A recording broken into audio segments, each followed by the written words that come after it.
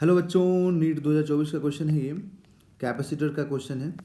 A 10 microfarad capacitor is connected to 210 volt 50 hertz source as shown in figure. The peak current in the circuit nearly. ठीक है, peak value क्या होगा, मतलब maximum value of current क्या होगा इसमें, है ना।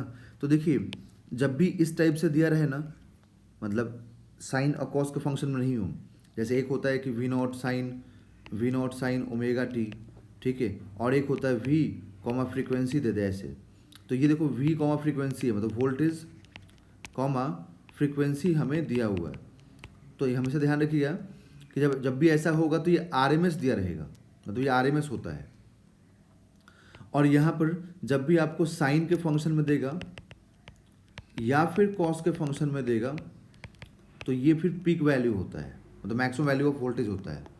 ओके, तो सबसे पहले देखिए यहाँ पे सिर्फ कैपेसिटर है, that is a purely capacitive circuit है। तो जब प्योरली कैपेसिटिव सर्किट होता है तो उसमें जो कैपेसिटिव रिएक्टेंस होता है ना, उसका फॉर्मूला होता है 1/XC। ठीक है, 1/XC आता है।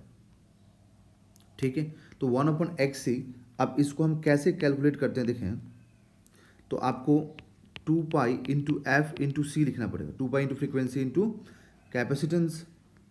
ठीक है, तो यहाँ पर 2 pi into frequency 50 into capacitance 10 microfarad.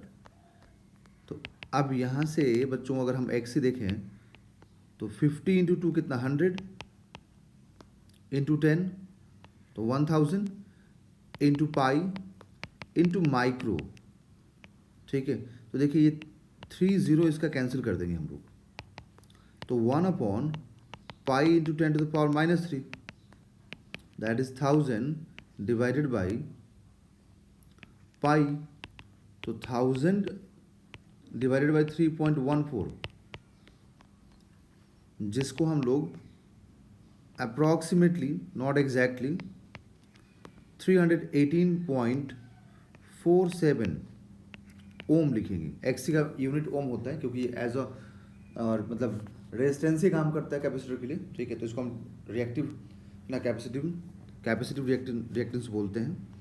तो अब यहाँ से जब हम लोग को रेजिस्टेंस मालूम हो गया और वोल्टेज दिया हुआ है ही अपने को 210, तो आप इससे डिवाइड कीजिए तो आपको यहाँ से क्या मिलेगा, आरएमएस करंट मिलेगा।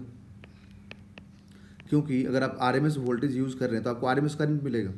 ठीक है, जब भी ऐसे वोल्टेज और फ्रीक्वेंसी के टर्म में दिया रहे ना इस तरीके से, सिर्फ वोल्टेज और फ्रीक्वेंसी, तो ये आरएमएस होता है, हमसे ध्यान रखिएगा।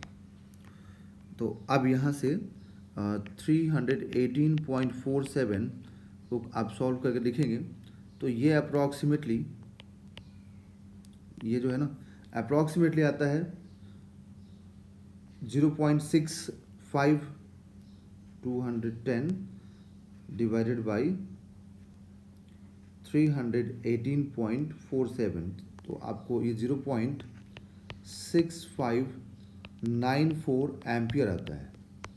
बट ये तो पीक वैल्यू है, सॉरी आरएमएस वैल्यू है।